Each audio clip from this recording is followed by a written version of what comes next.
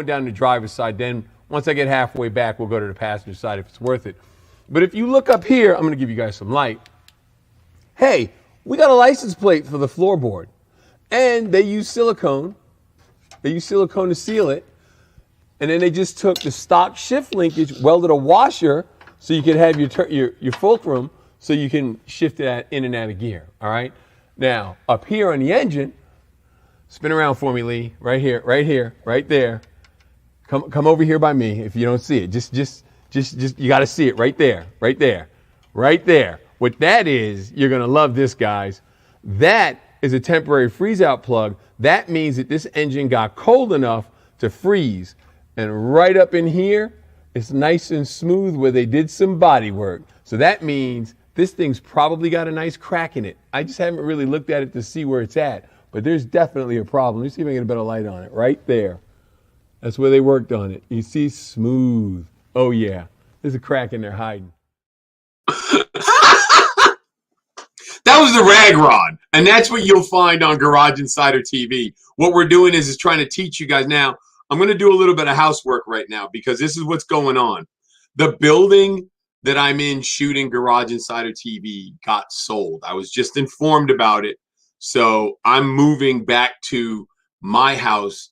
Behind my house, I have a 36 by 40 building, and I'm going to clean it out. I got a shipping container in front of it right now. I'm going to move it over a little bit, square it up to the building, and then I'm going to empty my shop out into that and get it ready to shoot Garage Insider TV because I've got to leave the building I'm in. So I'm thinking you guys are going to have to go without Garage Insider for another month. That's what I'm hoping, because once I get in there and start shooting, I got a bunch of stuff I got to build, like columns and trusses for the expansion on my shop, because I outgrew my shop 16 years ago. So, I mean, it's just packed full of tools, and I got to get it squared away so we can get shooting. So just keep tuning in to 3 Lefts Don't Make a Right. And I'll also be doing updates. Like when I'm building the columns, I'll post all that stuff up on YouTube so you guys can see where I'm at. So, John, come on in real quick. Let's do some talking. Yo. All right, there you are. Yeah. So, you know, the housekeeping that I'm doing is going to be pretty good. It's going to be pretty expansive, I should say, because I'm going to expand and I'm going to go up. That's why I'm using expansive. it's a cross between expensive and expanse. Yeah. So I'm going to make it I'm going to make the building at least 2 stories because I need to be able to pull a truck in and like a Kenworth and stretch it. So that's I got to use it for everything. So that's what I'm. So yeah. So I'm gonna start. How deep? How wide? It's 30. The shop is 36 across by 40 deep. So I have a slab next to it, and I'm gonna do. It's 35 by 40. That way we're covered. And that way I got everything covered that I need, and I'm gonna take half the roof off. So essentially, you'll turn up having about 50 feet. That will be 2-story, because I'm going to take this half of the roof off, go up, and make it 2-story all the way out to the end of the slab. Yeah, no matter how much space you have, it's never enough. Yeah, it's always more. So you find something to put in the hole. Yeah, you never know what I mean. So, do you want to break the bad news to everybody? Because I know there's a bunch of guys. Nah, you do it.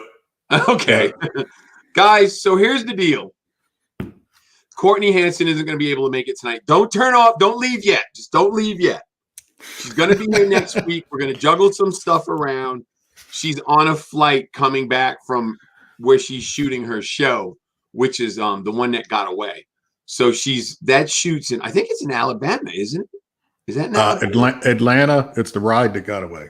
Oh, the ride that got away. They're shooting it in Atlanta, and she's on the plane heading back home to California. And just the time and everything just didn't work out. She was frazzled. She was been running hard doing this. So we said, look, just don't sweat it. The airlines moved her ticket around. It's just turned into a comedy of things that just need to be taken care of. So we said, look, just come next week. Me and John can hold down the fort. So we're trying to get Ed, the interior guy, in here because he's a good guy for you guys to know. And he's got some really good connections. But right now it's just going to be me and John. And we're going to talk about Barrett-Jackson. So next week we've got Courtney. And then when do we have Gene? Gene was supposed to be next week. We're going to push him a week to the 14th. Gene, from what I hear, Gene Winfield. Yeah, Tori can follow up with this, but he said that he was dehydrated, just got out of the hospital. Right. So I don't, he probably needs more than a week because he's 93. Right. So I think the longer the better. So the following week would probably be best for him, but we got to double check. If not, Right. we'll do whatever we got to do. But Courtney offered to cancel her flight, but she had I think she landed at like 6:30. So to make an 8 o'clock to run and try to get everything dialed in, it was just too much. So we had to make the call and say, you know what, push it. Yeah. You know what I mean? Yeah. I get it. I don't have a problem with that. Yeah, she's wrapping up production. She says she's on the home stretch. They got 4 cars apart, and she was wigging a little bit about all that's going on. And I was just like, you know what? You're frazzled. You need to focus. But she said that she'll be back in her groove next week. There you go. So then it'll be well worth it. Yeah, that's all we need. That's what we need. I just got off the phone about 5 minutes. That's what I was doing beforehand. I was on the phone with Lynn Vaughn, called me from California. Yes. Lynn, she says she's feeling cloudy. And I told her what we were going to do tonight because I asked her, how you feeling? She goes, I'm partly cloudy. So she sounded like she was, a little rough, that she had maybe had a cold or something. So I told her we're doing Barrett-Jackson. She says, did you know Meekum? Meekum was the week before across the street in Glendale, Arizona. She said they did 42.3 million. Woo! So being Lynn Vaughn, she goes, okay, what did Barrett-Jackson do? I said, I don't know. She goes, well, you should know that. She says to me, she goes, I bet you it's more than Meekum. So I real fast Googled it and figured out it's 105 compared to 43 to know the size difference between the two right across the street. Why those guys compete in the same neighborhood at the same exact time is beyond me. I mean, there's only so many cars. And I don't know, and I didn't follow the dates. We talked about Dana Meekum and tagging up with those guys and maybe going to one of those events, maybe in Houston where Ray's at or what have you, because that's coming up. We should. You know what I mean? Yeah. Just to show the love to break it up. But yeah, she is a whippersnapper. She said Craig has a house not far from her in California. Oh, really? Yeah, and she went on. She says he named his daughter Shelby. Him and Carol. No way. She's got some cool ass stories, dude. When I was hanging with her in Pittsburgh, I can tell you my jaw was dropping. Yeah. She was telling me stories about James Gardner. She had Shelby stories. I mean, she's been there. Oh, and yeah. It's way cool. And I told you this earlier today when I was talking about her. When we were eating dinner, she says to me, and she's 70-some years old now. I don't want to give her real age, but she's in her 70s. I'm in my 50s. So we're eating dinner. She says to me, John, across the table, she says, hey, what's your wife's name? And I said, Linda.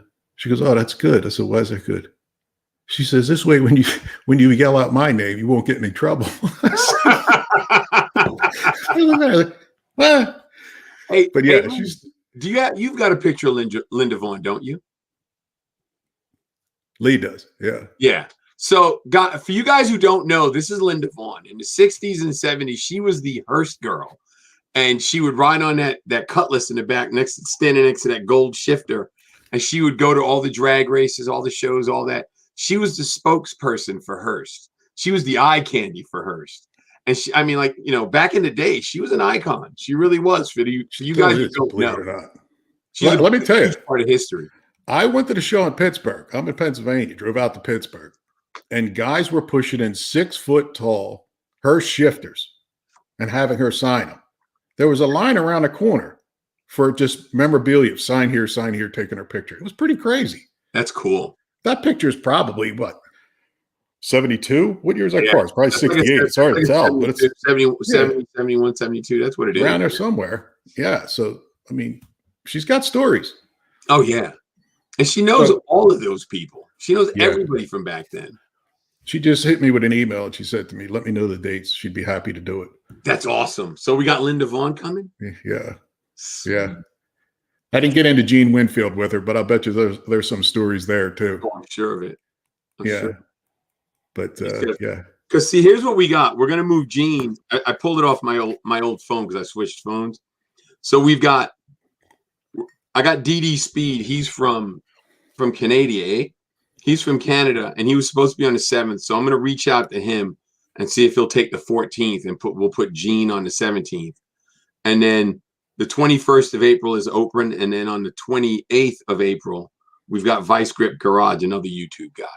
So if we could put Linda in the 21st, we'd be good. Okay, we'll figure it out. I think that would work. You know what I mean? Yeah. Because why not? Because that'll give us, if we do it right, we'll have Gene and then DD Speed, and that'll give Linda time to watch Gene. So if she's got any stories, she can come up. Probably does. Yeah. I mean, That's what I'm thinking. So anyway, so I want you guys to know that last week, John and I went to Barrett-Jackson, okay, in Scottsdale, and I'd never been. And let me tell you, man, it's pretty crazy to say the least. I mean, I have never seen so much money exchange hands in that place. It was nuts. But one thing that did stand out in my mind was the new Bronco. They sold a new Bronco for $1 million, but that's nothing in comparison to GM partnered up with Tunnels to Towers, who, if you don't know who they are, their goal, their mission statement is to supply vets and first responders with a mortgage-free house. So I'm guessing they build them, but I'm guessing I'm sure they have them built, but because some of these guys are disabled. But I also think that some of the houses that people are already living in, they'll pick up the tab so they can stay in that house if they're not disabled. Because like I know, if a first responder gets killed, the family might still be in the house. You know what I mean? They teamed up with GM and they auctioned off the first electric Hummer, that white one in the commercials. And guys, Barrett-Jackson waived their fees and GM waived everything. They sold that thing for $2.5 million, man. You could feel the energy change in that room when that guy was doing the speech. He fired that shit up. You were like, I mean, you got chills. Yeah. Because that dude was into it. He was a 9/11 firefighter at the same time. I mean, he was he was there. His brother was the 9/11 fireman. Is that what it was? Yeah, his brother. He died. Yeah, he died, right? What happened, the story I was told was his brother had got off work that morning, went home, and then the first tower got hit. And he had already shut the tunnels and bridges down. So he put on his gear and ran like 5 miles in his gear through the battery tunnel and came out and went to the pile. Yeah. And then the second tower came down. So so that's where it comes from. It's the guy's brother. Yeah. As a matter of fact, I think Tori knows him. Yeah, probably right. He was there too. Yeah, Tori was there. Yeah. Yeah. He was I wonder if he saw the Barrett-Jackson segment. He probably, I don't know what he might have. He texted me last night. He was hitting me up. It was like 3:00 in the morning, actually. Yeah. So, but yeah, we were going back and forth, and that's where I confirmed Gene, and that's where he said that he was in the hospital and just got out, dehydration. Yeah. So yeah, we'll talk to Tori about getting Gene on the 7th because we need to make that work. You know what I thought was pretty crazy? I mean, the prices, like you're saying, some of the things you're like, are you kidding me? Trucks were really hot. You saw that. I mean, any 60s, 70s trucks, I mean, they were nice, but are they worth $200,000, $150,000? I thought that was a crazy number to be hitting for trucks. Yeah. There was Resto mods were crazy too. That one, it was a powdered blue, like 67 with the white bumpers and the white grill and everything was all just blue and white. Blue steel wheels. That thing sold for like $150K. Yeah, it was insane. And then there was some square bodies that hit the 200 range, which is nuts. Which is. And then Kevin Hart was there shooting. I was told he was shooting for his show. He's got a show coming up on history, and that's the vet that he bought, and that was ridiculous money. It's a 1959. He paid $750 for it on top of 10%. He's into that car for $825,000. Woo! Now, we were standing next to Kendig when that was going down, and the owner of that car come up and was high-fiving and doing all kinds of crazy shit with Dave and Kev Dog. Right. So I don't know the backstory. You know, everybody sees something different. If you watch the show and you're there, it's a little different because I come home, my wife is like, you know, the Toyota this, and she's mentioning things that she saw. I'm like, none of that is there. We're not watching TV. We're there live. We don't know what's going on as far as TV, you know, what cameras are where. But yeah, $825,000. And the guy that sold it, I mean, he damn near was doing cartwheels because you know he didn't have that. He didn't have 750 in that car. He's a nut. No, I don't know how, unless he built two. You know? Well, there was the one vet that was sold as a pair, the package. Yeah. There was that one. It was a Saturday night. They sold a vet. It was a bone stock 58 and then a Resto Mod 58, and you had to buy them as a pair. They were identical, minus the bodies were identical. Everything else was crazy. It was nuts. The numbers. I mean, even during the week, Thursday, Wednesday, things were crazy as far as the money. Yeah. I mean, our guy Mike, he bought that 69 SSRS 396. Yeah. And he got a decent deal on it, but you know, it was a pretty good amount of money. He was happy. It was a solid car. And I tried to check out to see how many 396 SSRSs were built. And you know, I looked, they said they didn't track them. Yeah, they did. Not with all three options. You know what I mean? Yeah. So everyone that I've ever talked to that had someone in their family got one, they ordered it that way. And Ed's in the studio, by the way. So let's bring Ed in. Well, we just lost Ed. Yeah, he cries about. You know what I wanted to say beforehand? You know, when we were talking to Wayne, and we actually asked Craig the same thing about guys putting late model LS motors in some of the 60s and 70s cars. And Carini made the comment, you know, they're not doing it to big block cars.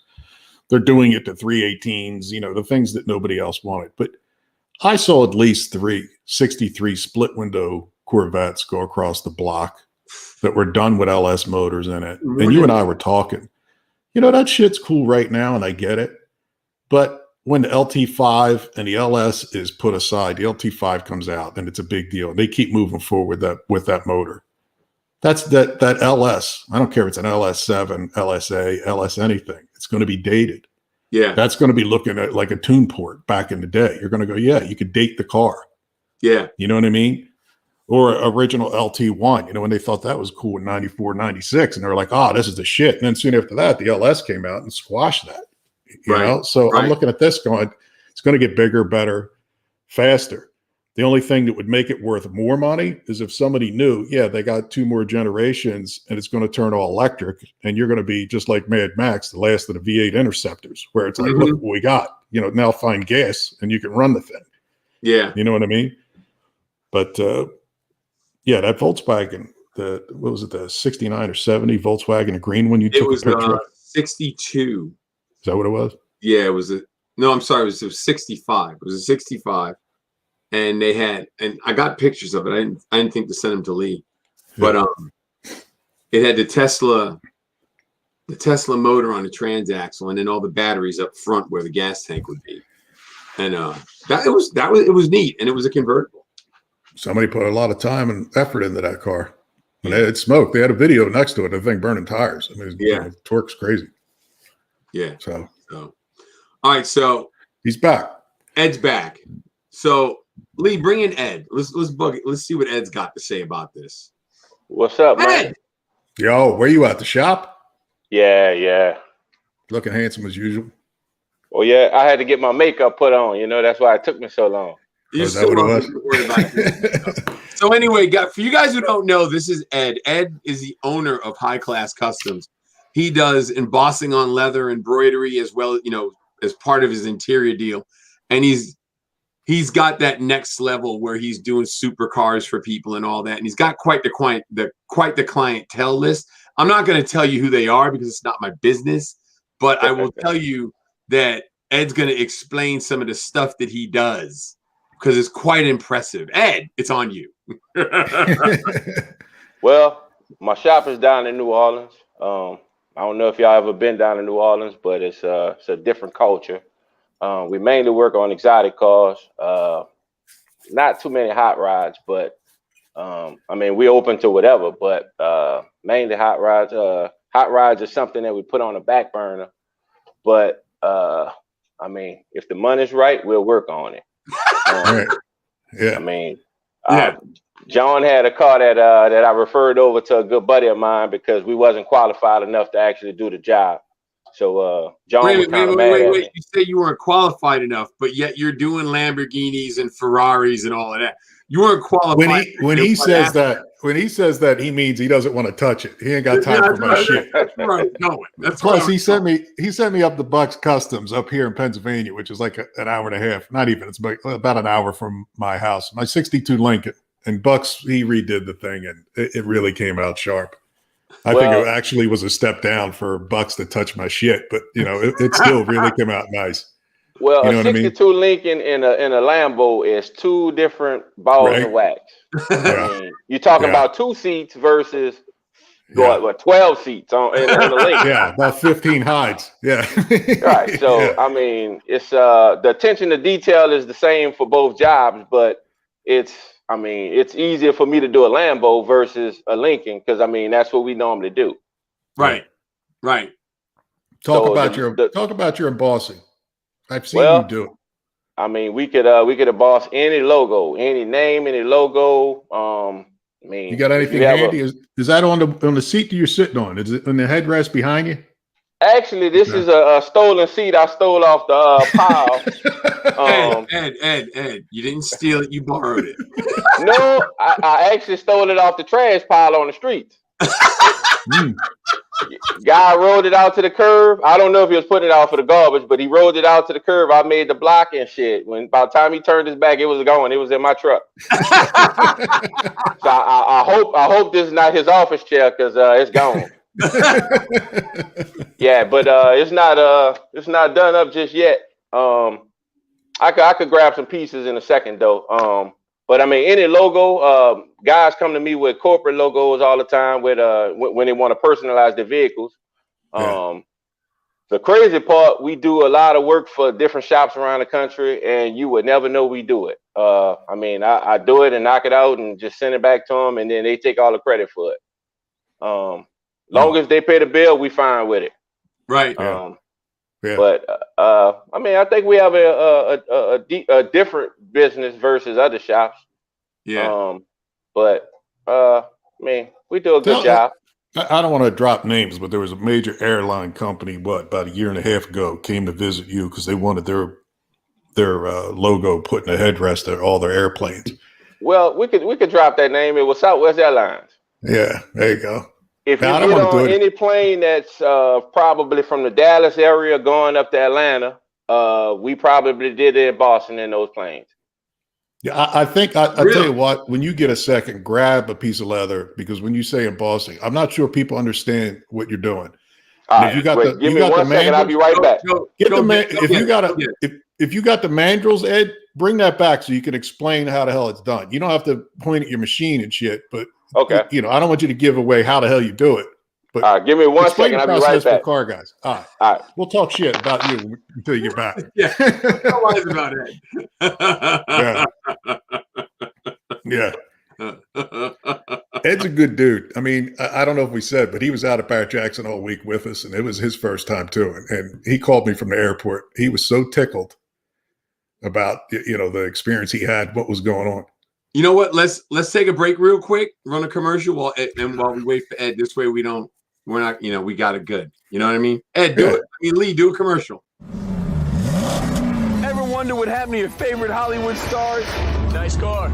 Some are screen legends. Come on, boy, let's go. Prove it. Some made history. Ed, just throw it out the window. Going out. One thing's for sure. How much for the car? They all have more to tell. What you talking? That's a Cadillac. Road trip with me, Lou Santiago, as I hunt down these iconic cars. Car's actually stolen. My kids said, Dad, you're not going to believe what's over here. And take you behind the scenes to get the story behind the stories. gonna have the car do the same thing. Pow, bang, wow. From the designers who built them, the stars that drove them, and the lucky motherfuckers who stumbled across them. Where was his car when you found it? 3 shots were fired at President Kennedy's motorcade. As the Lincoln that Kennedy was killed in. You're not gonna believe some of this stuff.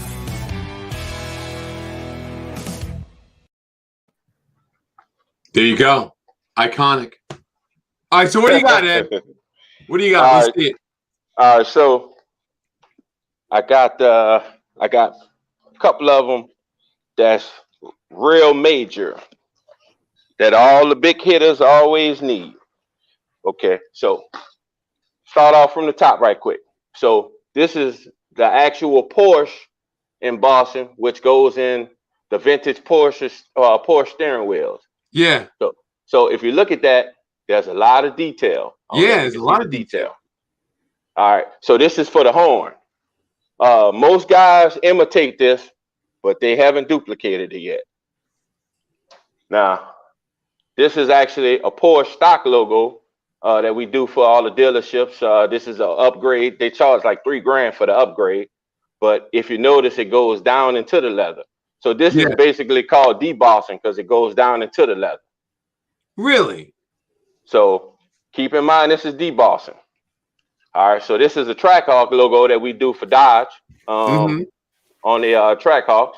So all these are factory upgrades that we do for dealerships in the factory. And they upsell these vehicles almost like $7,000 to $10,000 extra than the actual package. So this is a biomechanics logo. This is for a good friend of mine. I did. So this is his personal logo. So I mean, we can go from factory to personalized stuff. It really don't matter. Right. That's clean.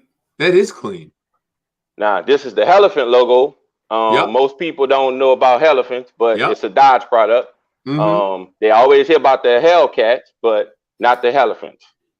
I did this for Gabe's Custom Interiors in Cali. Actually, they did a few cars for Kevin Hart. I saw one of them while I was at Barrett-Jackson actually. But this is the Elephant logo, and this goes down into the leather. So, all right, this is the Recaro. If you notice any Recaro seats, this is the back patch. Look how clean that look. Yeah. So, like I said, most guys imitate this, but they never duplicated it. Yeah. Wild. All right, now this is another factory Porsche logo that goes into the backrest of like GT3 Porsches. But this look at all the detail. Yeah, yeah. Now all these I showed you is debossing that goes down into the leather. Now this is what we call embossing, which it's raised. I see it. Yeah, it's raised. Yeah, so that's nice too. You see the actual apples and the oranges in the tree. Look how sharp that is. Look how clean that is. Crazy. That shit's not blurry. It's sharp. It's crisp. So what happens is to achieve this look, it's like 30 processes or 30 steps that we have to do in order to achieve this look. Really? And like I said, most guys imitate it, but they can't duplicate it. There you go. Ed, you're fucking shining. You really are. Dude, it looks good. That shit cool. looks good from where I'm sitting. Yeah, that's cool. kidding you. And I bet there's a bunch of people going, wait a minute, what? This guy does what? Yeah. So I take it that machine is probably what, computer operated or something, right? Well, I mean, no. It's don't give it up, Ed. Ed, don't give it up. Tell him it's top secret. You have to read his condensed version. Don't give away any trade secrets. But I mean, well, look, I'm the machine. I've seen the machine. Listen, I've seen the machine, and I can tell you, it looks like it's from 1950, but that thing is industrial times. They don't make shit like the way he has it right here. I don't know where he got it. Never asked. Don't care. But that thing in his shop, it's one of a kind, and I'll tell you, you'd struggle to go find another one, and that's what it really does. Wild, man. Yeah, you got to go down and check it out. But if you're doing something custom, you want your signature, you want your, if you're a bowler and you want your number put in the headrest, even if you're leasing something, he could put it back to factory and keep your factory shit and put it back together so that it's yours until you turn it back in. Well, I mean, He can do anything. think about this. If you're doing headrest and all that, that's anybody could get that done. I mean, I'm sure if someone's like, if I sent you the headrest from my Suburban, Right. you could put whatever logo I want on it and do another cover, right? Look, I could However put you do it. anything you want in it. Garage inside. That's you don't have to do hot rods and muscle cars. All you need is the headrest. Right. I mean, we do. That's what we mainly do for a lot of customers because everybody don't want a tricked out and custom interior. They just So want subtle. they just want it personalized. So Right.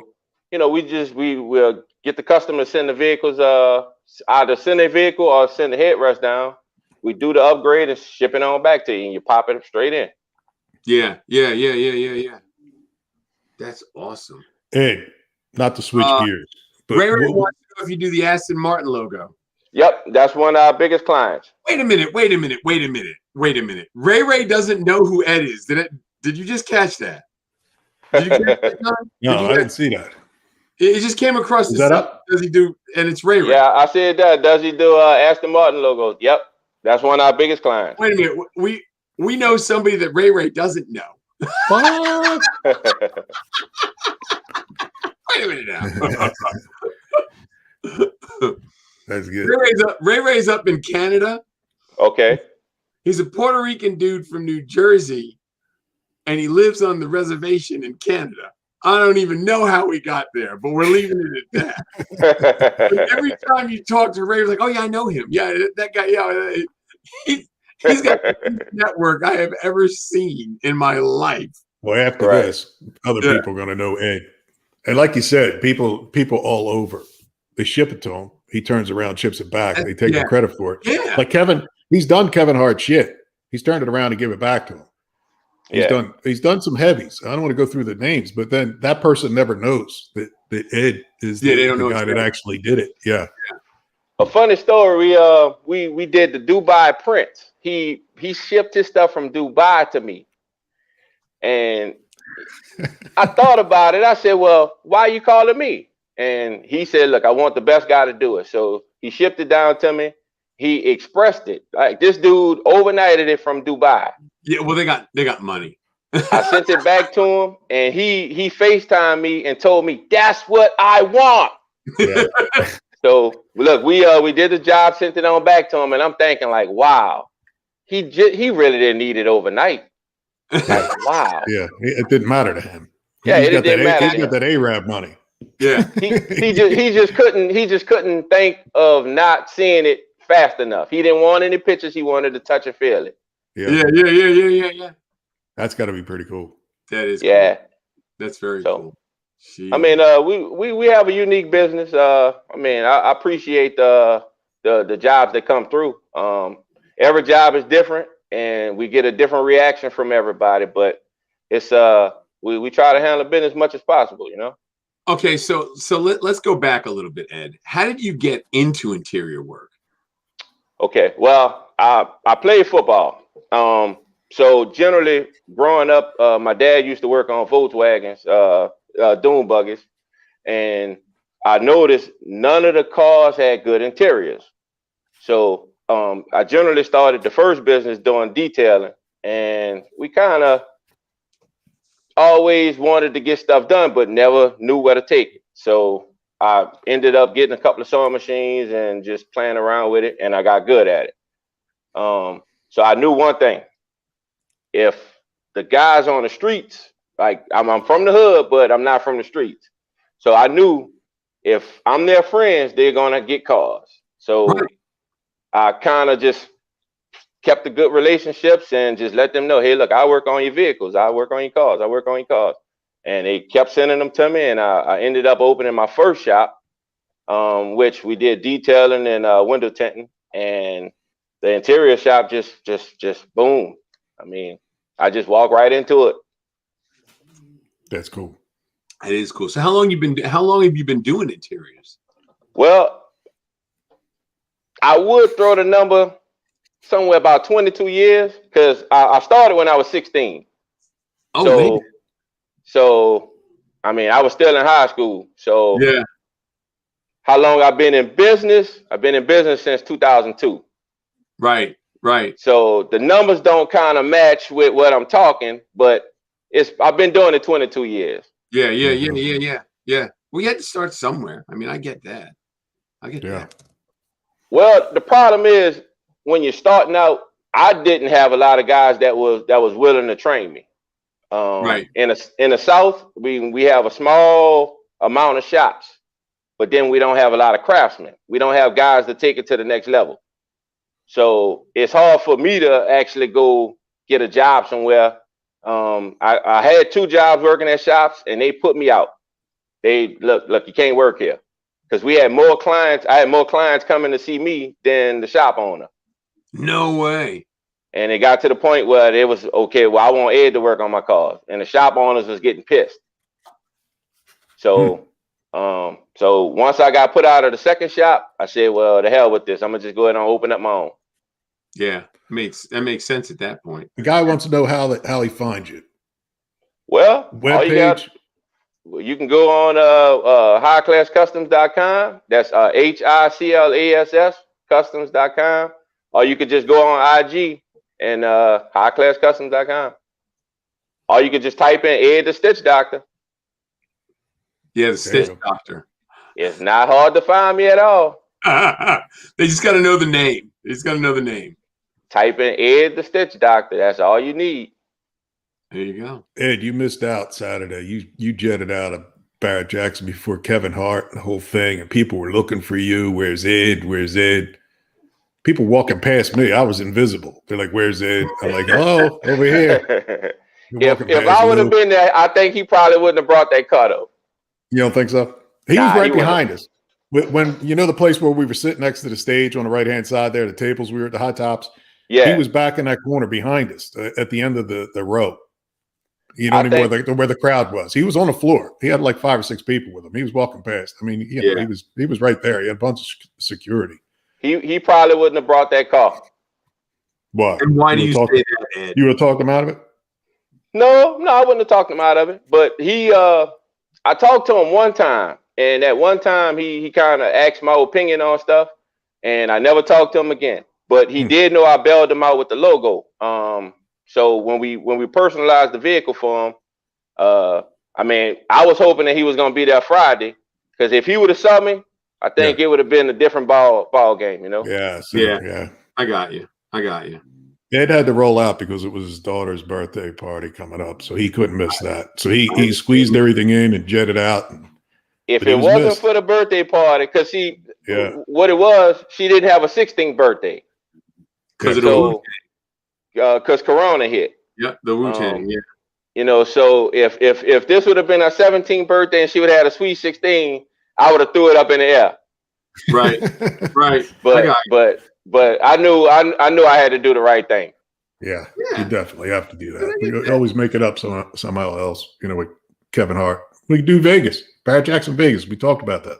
We are definitely doing Vegas. We are definitely doing Vegas. Why do you say that, Ed? Why do you say that?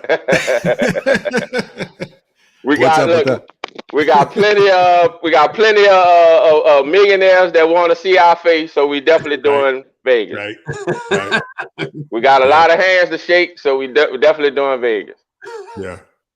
Ed was making his rounds, talking to everybody. He was shaking hands. I thought he was running for governor. He's shaking hands, kissing babies. No, you know what got me?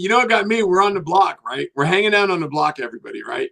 Yeah. And this guy buys a car, and he's standing right there. He's standing probably 10 feet from him, and Ed runs over and hugs the guy and congratulates him. He comes back like, dude, you know? He's like, no, I don't know, but he bought the car. Look, he actually paid too much for that car, though. I wanted to congratulate him, let him know, oh, man, we did it. And he's looking at me like, oh, man, I brought this car. Yeah. He paid too much, though. Yeah. You made him feel better, though, giving him a big hug. And people are like, who's your friend, Ed? Who's your friend? Look, he was feeling better when I hugged him, but shit, I know he was feeling like shit when he got home. Yeah. But look, I wanted to do this here to him, but he had already bought it. Yeah. That's funny. So it was a good experience out there, though. Had a lot of fun, man. What'd you see out there that you liked? I saw you sent in some pictures of a couple of the exotics that you took pictures of. You want to talk about any of them? Actually, the Ford GT, I seen that. That was pretty interesting. Yeah. Yeah. It was over in the side tents. They had the new Aston Martin that caught my attention. They had a couple of Bentleys. I mean, Bentleys is something I always like. Yeah. Oh, you know what? Lee's got a picture. What is that one? That is a GT3 Speed. What makes that unique? What's different? What's with the hood? That's technically a street race car. Really? Oh, really? Yeah, it's technically a street race car. Oh, okay. I think that car will punish a vet. No. Do your research and look it up. That car will punish a vet. It looks pretty badass. They make it in a convertible? No, not that one. Yeah. Yeah, but that's technically a street race car. So I take it's got a V8 in it. V12. Oh, it's got a V12 in it. Yep. Do you know who makes the engines for Bentley? Isn't that Rolls Royce? No. I don't know those cars. So that's why I'm asking. Well, Bentley is generally a Volkswagen product. I don't know if you know that. Oh, I didn't know that. Yeah, the radios, the door clips, everything in the car is made by Volkswagen. Oh. I don't think Volkswagen makes the motors though. Huh. Yeah, if you look at a Bentley, just if you take the door panel off, all that stuff say Volkswagen. Did not know that. Yep. I mean, I know Volkswagen owns Audi. That I know, but I didn't know that they own Bentley too. Now the actual suspension on some of the Bentleys is actually Audi's. Got you. Yeah, so it's actually Audi mixed with Volkswagen stuff. You know, it could be Audi makes the engine. Could be. Because but I do know Volkswagen make all the interior components, all the plastics, all the leather components. Somebody's got to Google that, figure it out. What's stumping us? Yeah, I didn't. I didn't know that Bentley was owned by Volkswagen. I didn't know that. What else did you see out there, Ed? What were you checking out? You were all over the place. Yeah, I was shocked to see so many people that I knew. But generally, I was shocked. I was shocked just to even see that many people, that many millionaires betting on cars. Yeah, right? Because I mean, it is amazing in person. It is pretty amazing because they act when you go to SEMA, SEMA have a mixture of everything. Yeah. But just to be in a room with that many people, right? Yeah, it's a whole different feeling, Yeah, that hundreds of thousands is nothing. It's like, I'm paying $15,000. Yeah, So they had that Maserati that went across the block. I was thinking about getting that Maserati, but I thought about it. I said, well, no, I don't want to pay too much like the other guy, Yeah, right. That's a place to sell cars. Here's the info, guys. The W engines for the V12 engines for Audi and Volkswagen are currently built in VW's engine plant in Schlosglitzer, Germany. Bentley's Crew plant builds the 6-liter, the V12 engine for the Continental GT Coupe and the Continental GTC convertible, and Flying Spur limousine. Right. That's their limousine, I take it. The Flying Spur. Well, yeah, that's the 4-door. Oh, okay. I didn't know. Okay. Yeah, I didn't know. Their 4-doors a limousine. It comes already done as a limousine, or is it just? Well, you can say that because it's they have an extended wheelbase package where the doors are a little bit longer. Oh. Now the Flying Spur is made for chauffeur, for somebody to be driven around in. Right. And then your GTC is something where John would put the top down on and let his hair blow, That's it, with little air. Yeah, but you would be shocked that car is made by Volkswagen. Yeah, it's pretty crazy, isn't it? Wow. That's when we break clips on door panels, all you have to do is go to Volkswagen and they have it. They got them. That is so crazy. I mean, it doesn't surprise me because Volkswagen is the largest auto manufacturer in the world. Right. Well, that's the same way with Maserati. People don't know this, but the Maserati Ghibli is just a Dodge Dart. No way. The 2015s is a Dodge Dart. It's the same components. Mm. My wife actually showed me. She was in a hunt for a Ghibli for a while, and she told me, she said, "Well, it has the same Dodge Dart components." I'm like, "Get out of here! We did one on the TV show." And when I looked at it, she was dead on. And if you look at the parts, it says Dodge on it, Daimler Chrysler. Really? They're not even faking you out. It's a Dodge Dart part. Good looking car. Crazy. Now on the 2019s, 18 and 19s, they switched it up completely. It's a whole different ball of wax. But the 2015s, it's a Dodge Dart.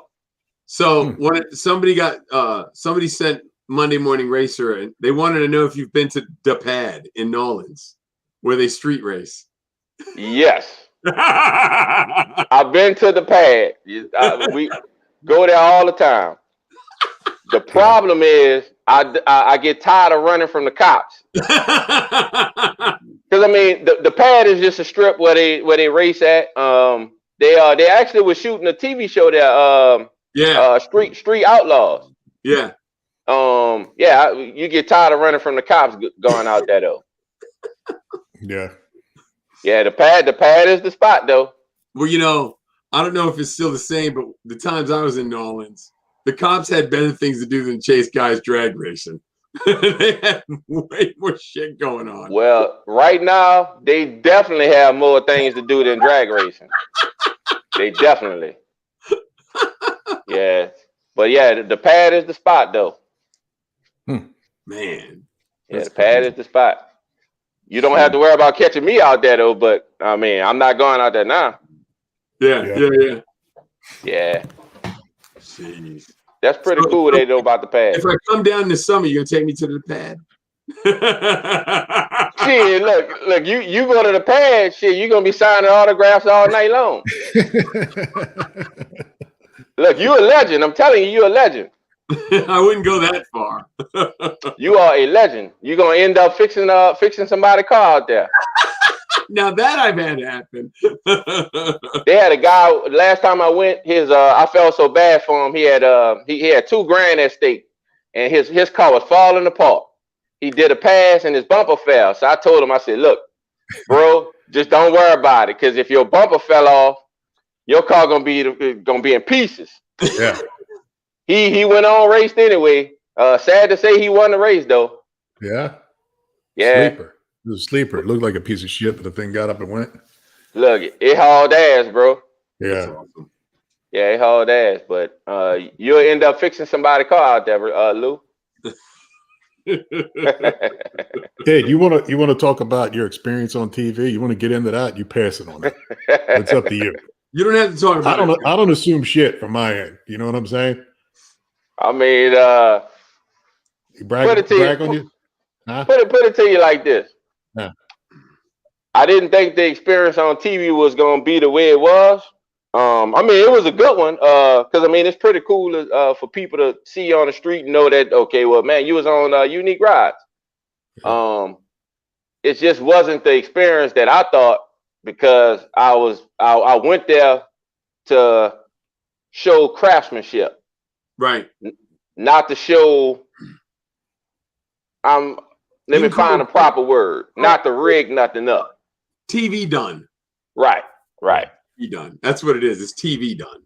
So I had to basically find myself and tell myself, hey, look, you're here for one job, and that's to entertain. Like you don't have to be a craftsman. You just here to entertain. Yeah. So once I understood the two, I was fine once I understood the two. Yeah. But I mean, it was an okay experience.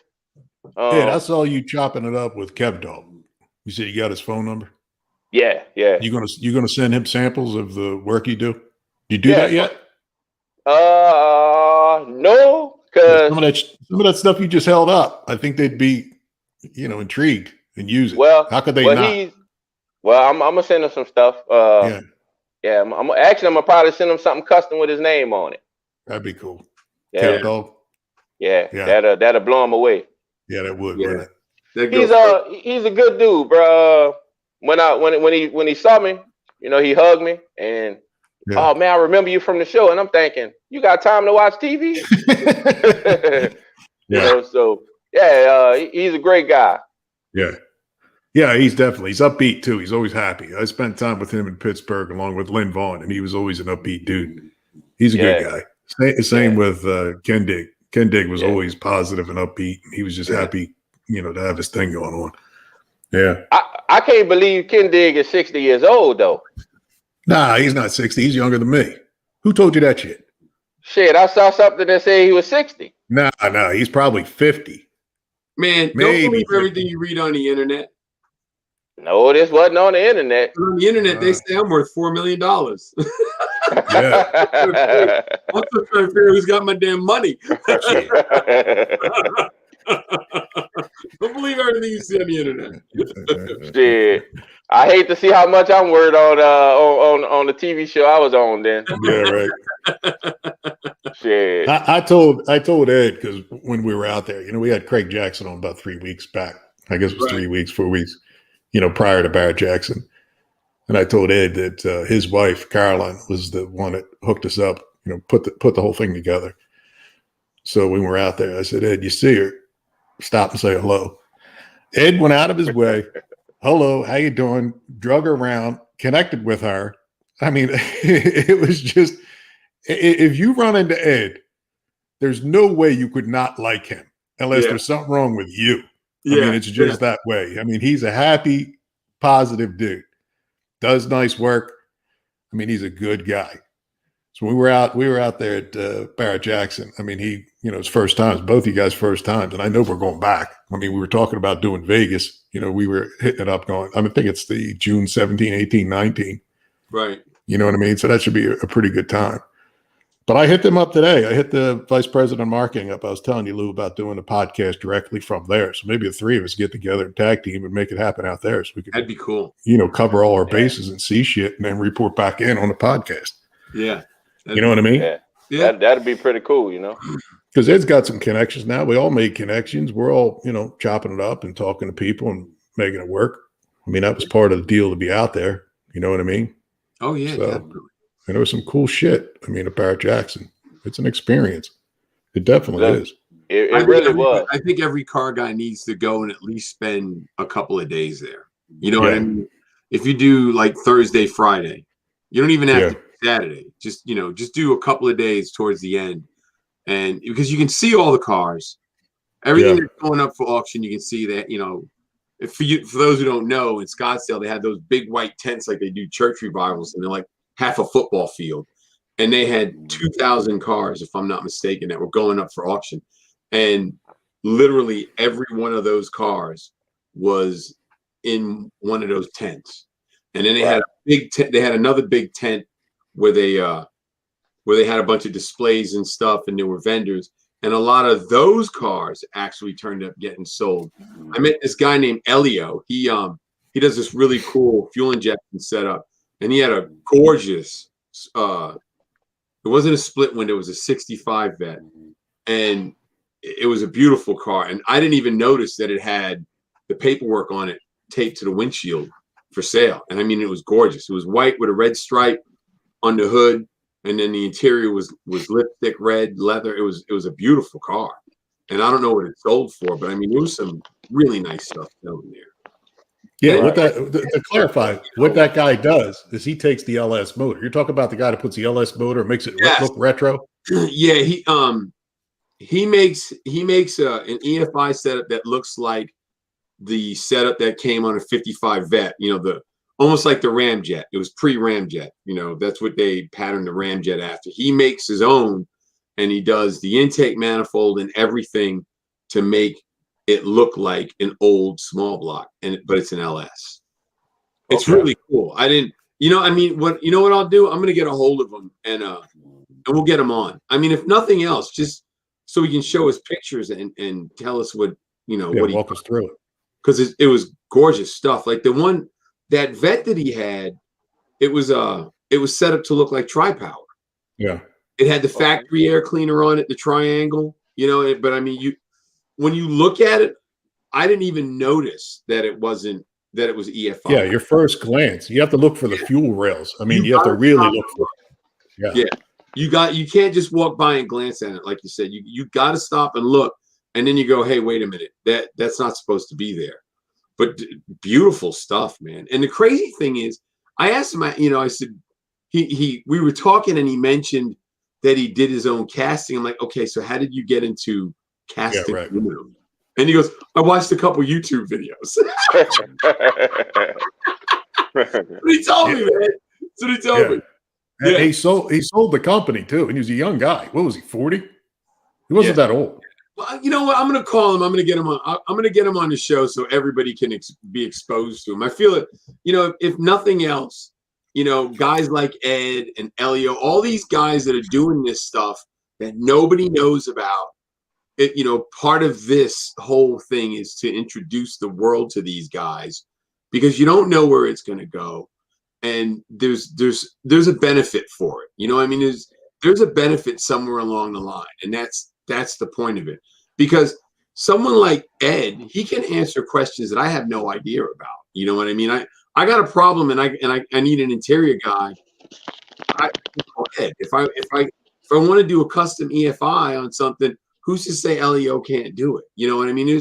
It's just it's networking, and that's what you got to do, man. Yeah. Plus, both guys, Ed and the engine guy, takes your car up a notch. I mean, there's those little details. You can throw an LS in and leave it. That's one thing. You make the thing look retro, like it's the real motor that came with it, but it's dependable. It's a whole nother story. Yeah. And that's the difference between a $50,000 and a $150,000 car.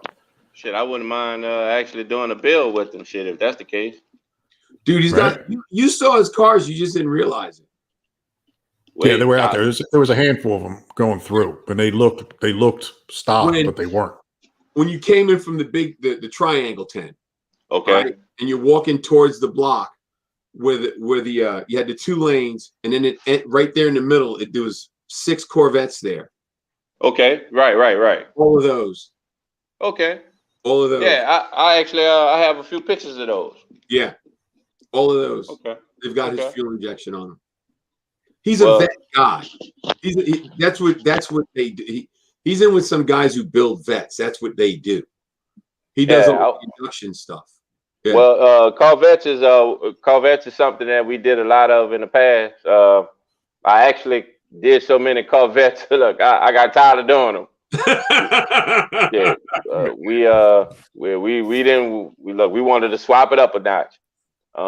Yeah, shit, I might be interested in working with him. Yeah, I'll get him on here. I got his card. He gave me his number and everything. So yeah, we'll make it happen. Ed, when's the last time you talked to Ish from West Coast Customs? You talked to him lately? Yeah, I actually talked to him before I left. I got him out the jam with some Ferrari stuff. Yeah, he's a real good dude. He's off the grid though. You have to pay it in order for him to work on your stuff. Yeah. Yeah, real good guy. Yeah. We trying to collaborate. We're trying to collaborate on something for SEMA actually. Oh yeah. Oh, cool. Yeah, we got 2 things in the works for SEMA. Good deal. Yeah, that'll be a pretty hot one. Ish and the Stitch Doctor. Yep. Yep. That'd be cool. Good. That's real good. Very cool. Huh. Yeah, I'm liking it. All right, so guys, we got a minute left. So I'm gonna remind everybody that so next week we're shooting for Gene Winfield. Courtney next week. I'm sorry, Courtney next week. And then we move Gene to the 14th, right? Yeah. All right. And then on the 21st is Linda Vaughn.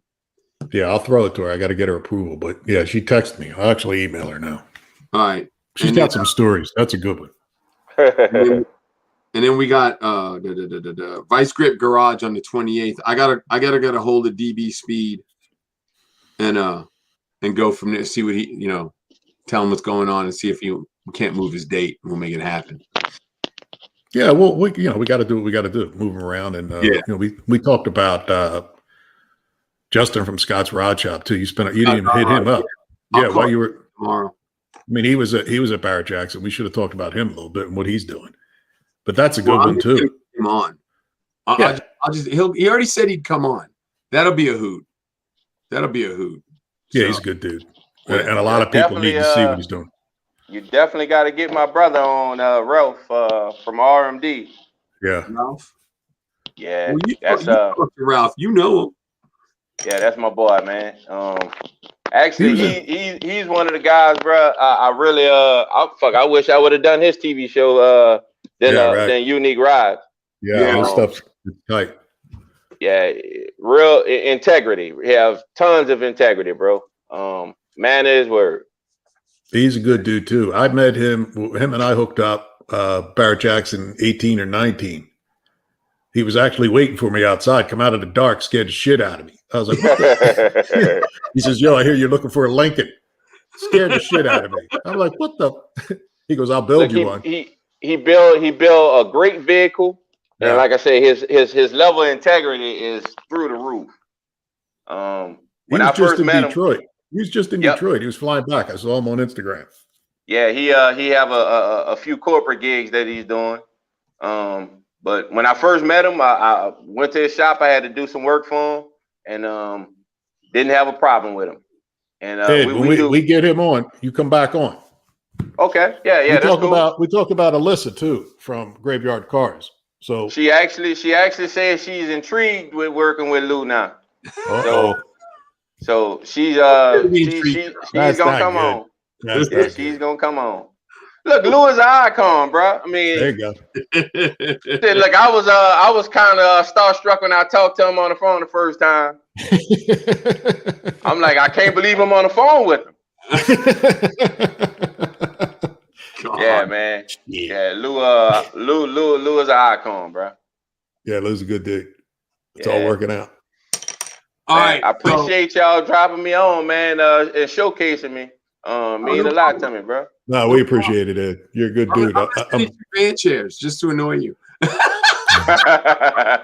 I'm glad you had fun at Barrett-Jackson. We'll try to square something up and get Vegas going. If not, if we can't do that, we're going to get together at SEMA and make it happen. You know what I mean? Yeah, we gotta do both of them, bro. Right.